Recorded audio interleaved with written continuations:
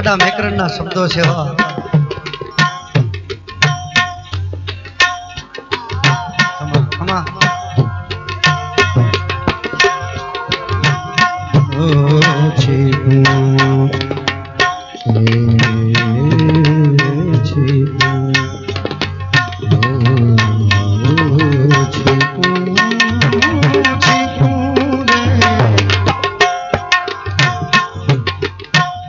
પૂરે સમદરિયામાં નીપજે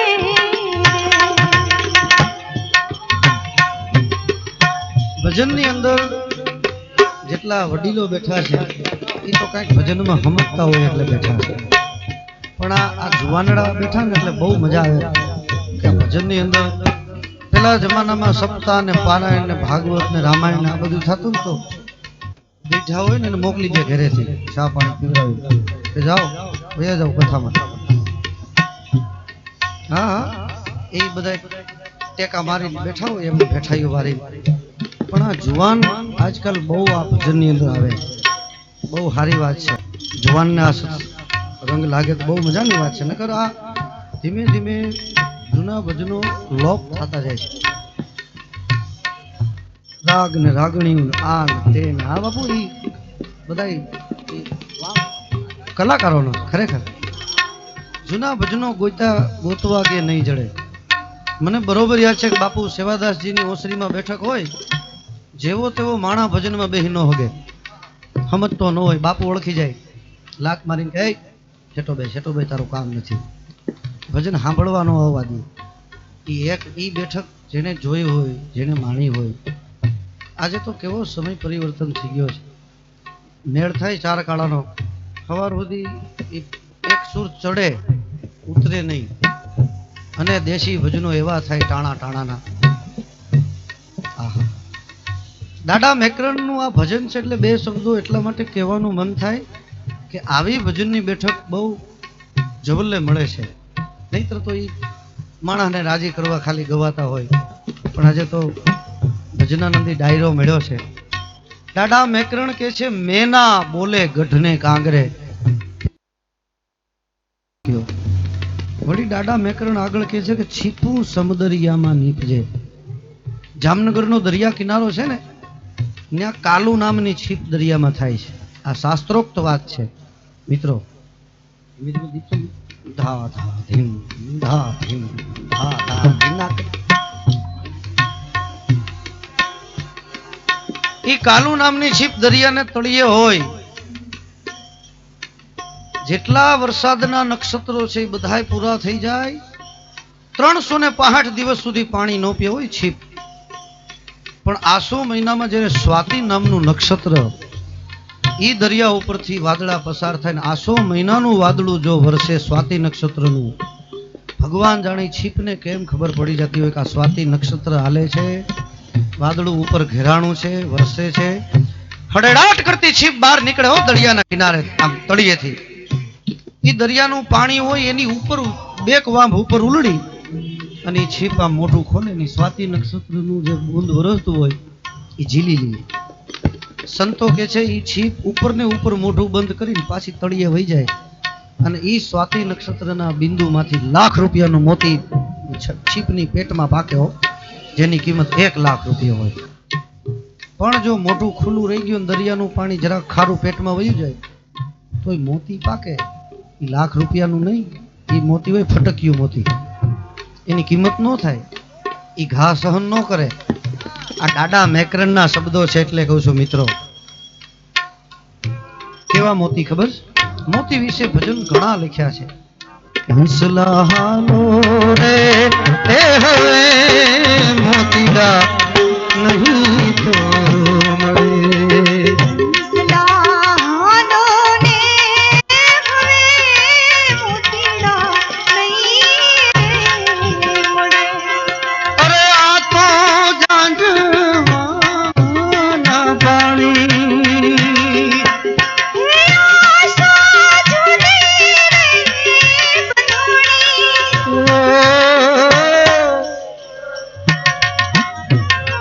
મોતીડા નહીં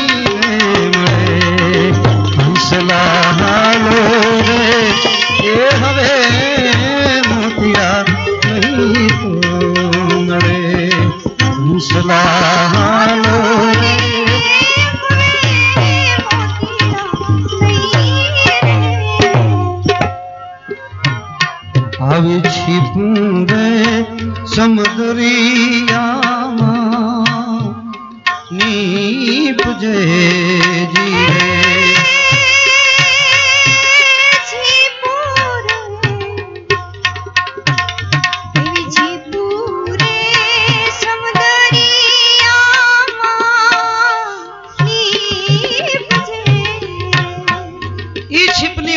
લાખ રૂપિયાનું મોતી પાકે ઝવેરીના હાથમાં આવે ઈ ઝવેરી એમને લાખ રૂપિયો નો ગણી દે, પેલા મોતીની પરીક્ષા કરે કે આ મોતી સાચું છે ખોટું. મોતીની પરીક્ષા કેમ કરવી?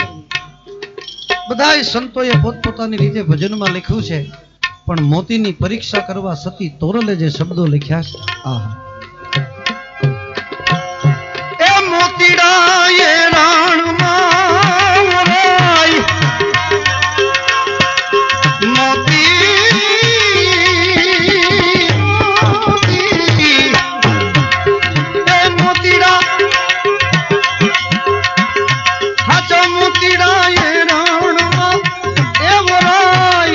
માથે પડે ઘણ કે રાજો ને ઘાવ.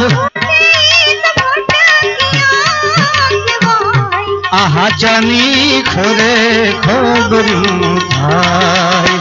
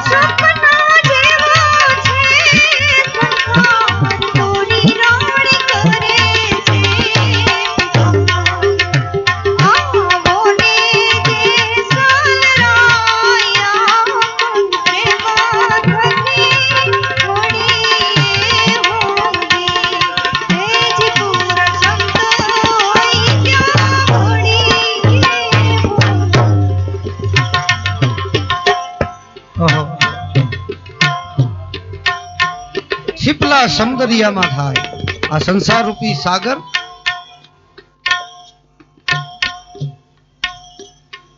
એમાં હિરલા થાય.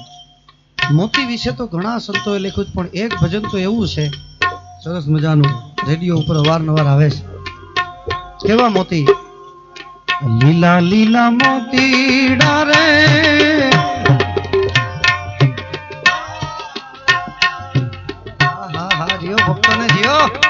બધા એક અરે ભજન બોલો. એમાં ભજન માં હા હા અને જી જી, ઈ જી તો આવે આવે ને આવે. એમાં જ્યાં જી જી ને હા હા આવે ને એક અરે બોલો તો ભજન રૂડું બહુ લાગે. એક અરે બધા બોલજો, બોલશો ને? લીલા લીલા મોતી ડારે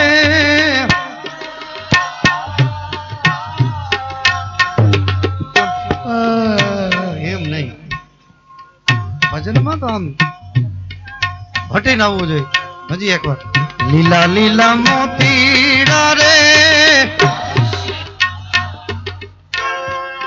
સંતો ભાઈ નેણલે પુરોતી એ ગગન મંડળમાં રે સાગા સાગર નામ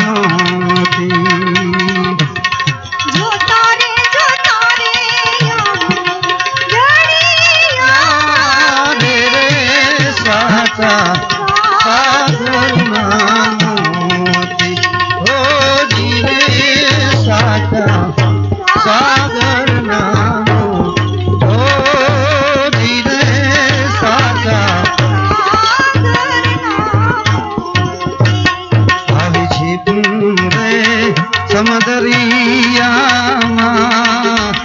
નીપજે જી રે.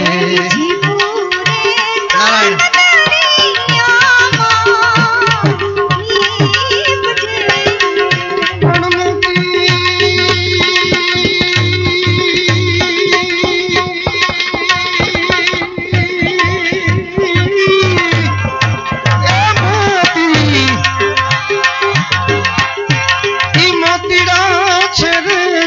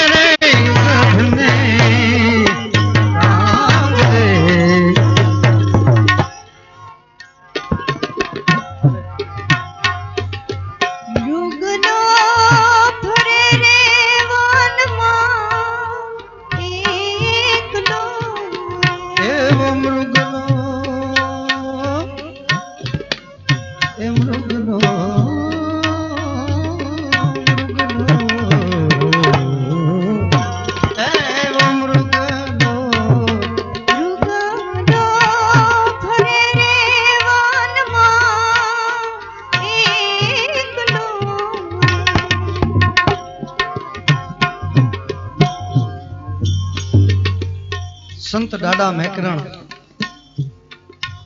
કસ્તુરી નામનો મૃગ જંગલમાં થાય, એની નાભીમાં કસ્તુરી હોય. કસ્તુરી એવી વસ્તુ છે, અપ્રાપ્ય વસ્તુ છે, કોઈને હાથ ન લાગે. કારણ જમણા મુખવાળો શંખ, કસ્તુરી, હાથાજોડી, એકમુખી રુદ્રાક્ષ, આ બધી અપ્રાપ્ય વસ્તુ છે. સંતો પાસેથી કદાચ પ્રાપ્ત થાય કોઈ સંત પાસેથી, પણ જો એ ઘરમાં હોય તો રીધી સીધી બરકત બહુ રહે. એ કસ્તુરી નામના મૃગના નાભીમાં કસ્તુરી હોય, પણ એની સુગંધ મૃગને બહારથી આવતી હોય. એને એમ કે આ સુગંધ બહારથી આવે છે. ભટકી ભટકી ભટકી ભટકી એ સુગંધ ગોતવા માટે મૃગ હળિયું કાઢીને એનો શરીર છૂટી જાય, પ્રાણ નીકળી જાય શરીરમાંથી, મોઢે ફીણ આવી જાય, ડોળા ફાટ્યા રહે, ત્યાં સુધી એને ખબર ન પડે કે જેને હું ગોતું છું એ તો મારી અંદર છે. દાદા મેકરણ કે ભગવાનને ગોતવા માણસ ભટકા કરે. કોઈ કે ભગવાન તને ડુંગરા માથે મળશે તો ડુંગરે ચડી જાય, કોઈ કે ગુફામાં વયો જાય, જંગલમાં મળે ભગવાન, જંગલમાં વયો જાય. પણ જેને બહાર ગોતી છે એ પરમાત્મા તો દરેકની અંદર બિરાજે છે.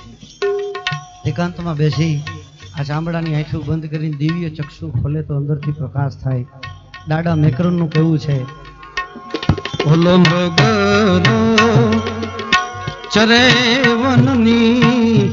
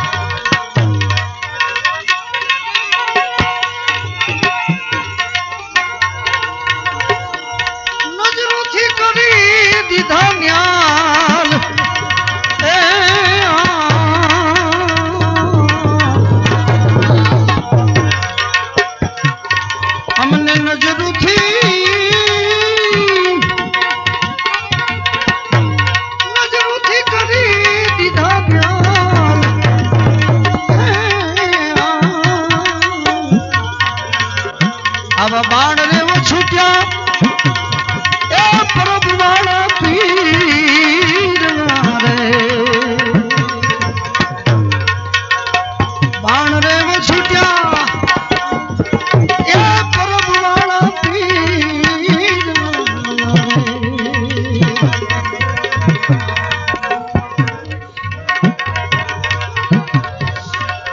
કામને રે ક્રોધનો એ બાવાજી એ મારો નાદલો રે.